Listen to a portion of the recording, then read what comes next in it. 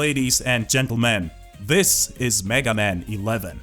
Yes, it's finally happening. After an eternity of waiting and one failed attempt to create a spiritual successor, Capcom opened their gates and gave us another shot at playing with the one and only Blue Bomber. The first Mega Man came out in 1987, and even though it didn't look like much, especially the cover art was hideous, it set the bar for the platforming genre as a whole ever since. And even newer games like Shovel Knight, one of the biggest platforming hits as of recent, openly drew inspiration from old Grandpa Mega Man, who, in a sense, taught them how to gracefully jump through the air. So yeah, Mega Man is a pretty big deal, and I am happy that it's back out of retirement. Full disclosure though, like Mega Man, I too was born in 1987, meaning that I grew up with the franchise and I wasted countless hours of my life on it.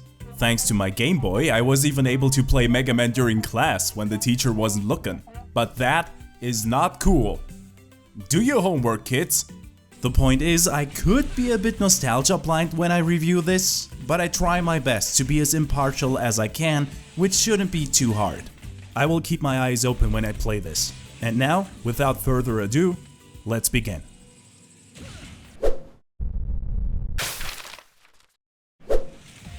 Mega Man storylines are always delightful, easy to digest.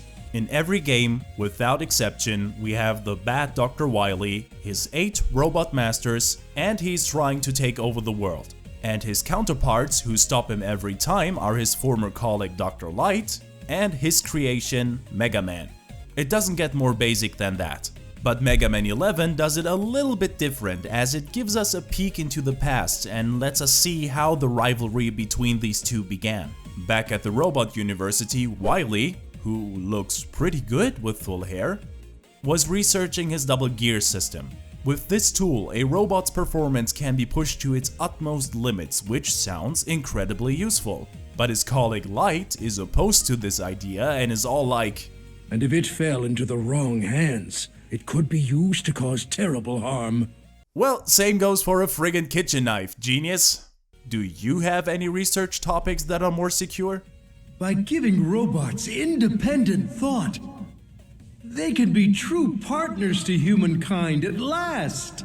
Ladies and gentlemen, I present to you counter-argument 1, 2, and 3. Take your pick. And the committee, being the lunatics that they are, shut down Wily's research and green-lighted Lights. Honestly, after knowing how this went down, I might change to Team Wily. Especially when you find out how idealistic he was in his youth. Just listen to him talk. "With this installed, any robot can instantly become a hero!" But back to the topic. One fateful night, Wily remembers this event and decides to continue his research on the double gear system. Flash forward to Dr. Light's lab, where everything seems to be fine. Oh boy, who would have thought? Dr. Wily is here to kidnap all the robots who currently don't have their plot armor equipped, which are these 8 here. And thanks to his now perfected double gear system, he pulls it off without a flaw. So we're back at full circle. Wily captured 8 robot masters, equipped them with his gear system, and now it's up to Mega Man to foil his plans once again. But in order to do that, he has to get a double gear system for himself, which will be the prototype Wily left behind when both scientists had their falling out. Okay, that does it. I'm gonna go Team Wily now. The very thing Dr. Light deemed too dangerous to handle is in his hands. Did he keep it to remember the good times? I don't think so. I am convinced now. Dr. Light, as jolly and Santa-like as he looks, is not as good as he seems.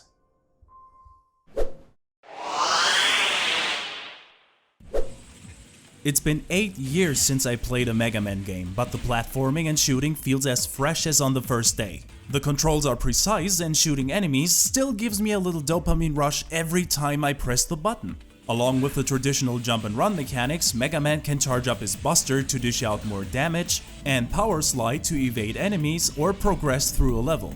But all that is no surprise. The Mega Man franchise is famous for nailing the core mechanics of jumping and shooting. So let's not waste any time on that and let's talk about what's different in this game. Mega Man's Robodog Rush can now be called with the simple press of a button that is reserved just for him, and it makes the game run so much more smoothly. Just press the button and the bestest of Robodoggos is here to help. Another little thing that goes a long way is that the developers removed the freeze effect whenever you pick up a power capsule or some weapon energy. The effect is now instantaneous, and this too adds to an overall more smooth experience. Also, the shop is back, where you can exchange bolts for E-tanks and upgrades to become more powerful. But not every upgrade is available right from the start. That would be pretty boring. Some of the upgrades have to be unlocked by doing something specific, by completing the game for example, or by playing it on a Saturday. No joke. But probably the biggest and newest feature is the double gear system, which allows you to overclock Mega Man like he's a big graphics card. You have a red gear and a blue gear. Activating the red gear sets the Buster into overdrive.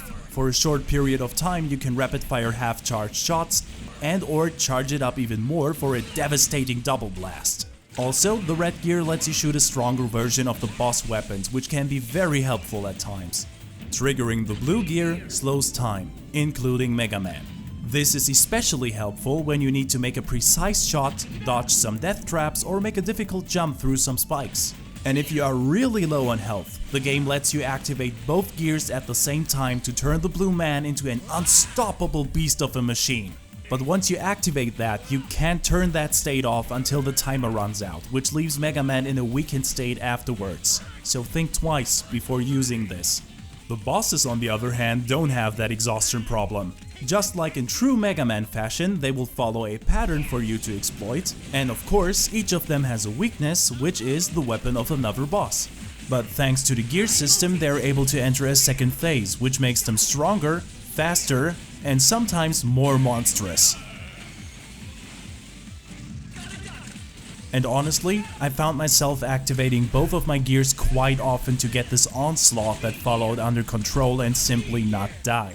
Well, at least until I found their weakness. Then the fights are over in about 15 seconds. I didn't know what to say about the level design since I thought this too was classic Mega Man. Every stage you go into is tightly themed and has its own little mechanics, which makes for a joyful experience all around. For example, Impact Man stage spots some rooms where the single parts of the boss will try to turn you into Swiss cheese if you let them. So dodging is the name of the game. Oh yeah, before I forget, I should say something about the weapons you can acquire too.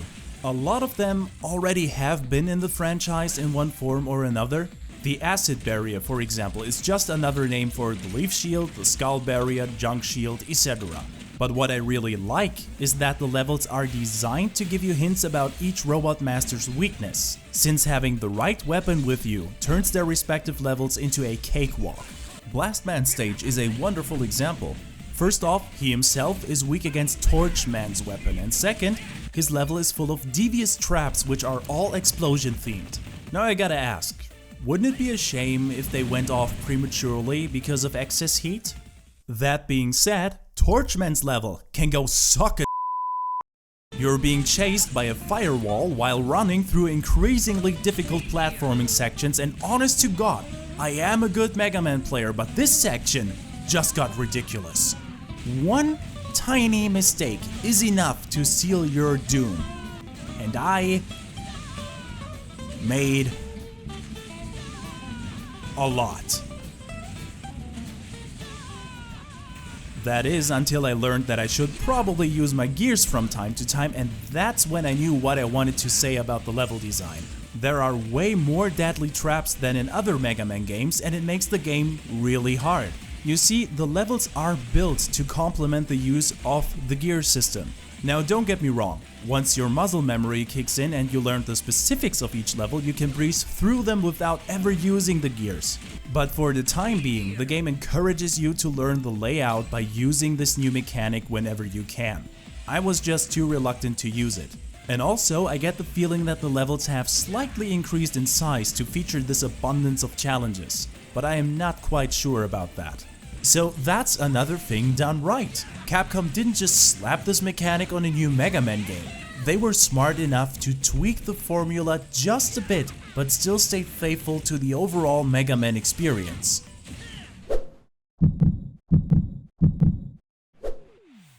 When you think classic Mega Man, you think of a very iconic pixel art style. And it's nothing wrong with loving it, I love it too. Mega Man 9 and 10 were very good games, and when they came out I thought, Yeah, that's how the game is supposed to look. But that's the nostalgia speaking. The games had this minimalistic look because of computational limitations at the time. They did what they could with what they had, and the result was functional first and iconic second. So is the new design choice a good decision? Oh, absolutely! The new 2.5D style with its full polygonal character models adds more depth to the level, and it makes it easier to imagine that there's more going on in the Mega Man world than just jumping and shooting. The backgrounds are a marvel to look at, and when I first saw the Temple and Blockman stage, my first impulse was to go the distance and climb it. Or how about an animated fire with some bots around it? Don't you want to sit right next to it? I do. And if the backgrounds don't do it for you, then take a closer look at the detailed animations in the foreground. For the first time, I feel that I don't shoot lemons but a bullet of actual plasma. In fact, projectiles and everything that could be dangerous really pops out with this new style, since it looks like it's painted on the foremost layer. And also, Mega Man can change costumes now, which I think is awesome. What makes the world even more fleshed out is that it features voice acting, and for a change, it's not complete garbage. At last the world will bow down to the genius of Dr. Wily! I mean, it still won't win any prizes, but the casting is believable and the acting is, for the most part, pretty solid. This time around, Capcom even gave the Robot Master some lines, which, yeah, are all very punny and cartoony. You're just another brick in the wall! But these little lines still elevate the bosses from stand-in number 21 to someone or something that has an actual place in the world. Speaking of sound, I am very inconclusive about the soundtrack. Mega Man 11 features some tracks that will stay in my brain for an extended amount of time, and it also has no track I do not like. But here's the thing, even though a lot of tracks are good and go very well with the levels they are coupled with, they don't stick out much. So I guess you have to decide which tracks you like for yourself here. All I know is that my number one track is Fuse Man's stage because it pumped me up real good. Come to think of it, I just see one design choice that doesn't make any sense whatsoever. In Dr. Light's lab, why is there a chicken leg in this box? Is it a microwave? If yes, why is it hanging out of Light's reach? Maybe it does somehow power the screen and the lab since it's connected to that. Or maybe it's a shout out to the Castlevania series, I don't know. Please, I have questions and I need them answered. This mystery didn't let me sleep for days and I don't think I can sleep until I figure this out. So talk to me, chicken leg. Tell me your secrets.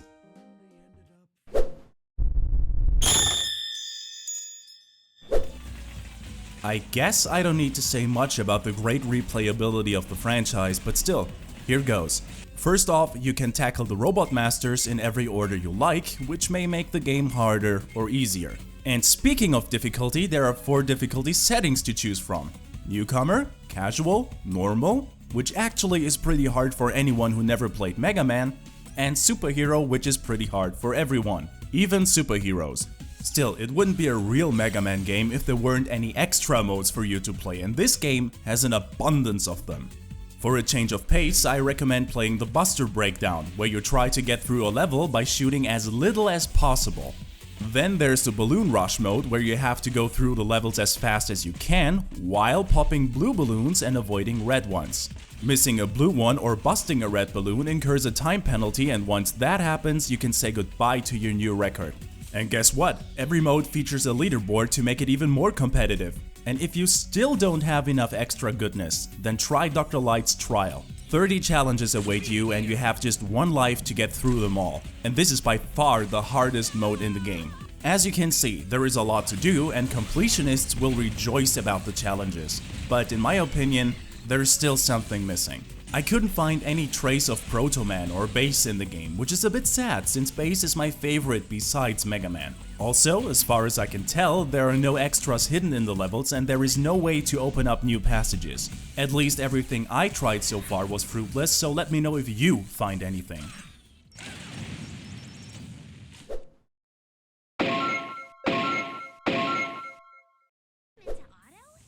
For this review, I tried to take off my nostalgia goggles as best as I could to find things that don't belong or are simply irritating, but I have to admit there's almost nothing I can bitch about. The overall level design is very fair. New features are introduced slowly, so you have the time and the knowledge to get familiar with the obstacles. If you then lose a life, it really feels like it was your fault because you screwed up. Save for a very few instances where stuff gets hectic and you lose your cool, or where the platforms are so close to each other that you have to make a really precise jump. Also, I love the fact that they really worked the gear mechanic into the game and didn't just say, here's the new feature, have fun. Nowhere is this more evident than in the last fight with Wily, when he becomes turbo fast, and if you want to keep up with him, you have to have mastered the gears. As far as the story goes, let's be real, virtually nobody plays Mega Man because of the story. Just like in any other game in the franchise, we have the good, the bad, and in my opinion the shady, and I am perfectly fine with that setup. But as you can tell, I was surprised by that bit of backstory and its implications, and I would like more of that. Speaking of new things, I am very thankful for the overhaul of the atmosphere, which was long overdue. This new style gives the Mega Man universe more life than ever before. The music, although not very memorable, is still pleasant, and I repeat, for the first time in a classic Mega Man series, the voice acting didn't make me cringe. I just have a few minor negative things left to say about this game. 1. I regret that the main game can be finished in about 4 hours total, but even if that is the case, there is so much extra stuff in here that I will still be occupied for days. Second, the levels feature no extra secrets like new passageways or upgrades, since all of that good stuff has to be unlocked through other means. In short, Capcom took out what little exploration they had and replaced it with even more hardcore skill tests. I don't like that, because I am an exploratory type of person and just feel very joyful when I can say, aha, I found something that wasn't obvious. Last point, I would have liked the option to play as a different character like Proto Man or Bass, and maybe that wish will come true in the form of a DLC? Pretty please? But these points, especially the third one, are hardly enough to condemn the game. If anything, it merely puts a dent into what would otherwise be a near-perfect score. So here's my final word. I can wholeheartedly recommend this game for every Mega Man fan and everyone who likes a challenging platforming experience. Buy it. You will not regret it, especially since this game is just $30. And now, if you'll excuse me, I will try to get an autograph from Mega Man. Who knows when he's going to show up again, and this time, I want something to remember the good times. See ya!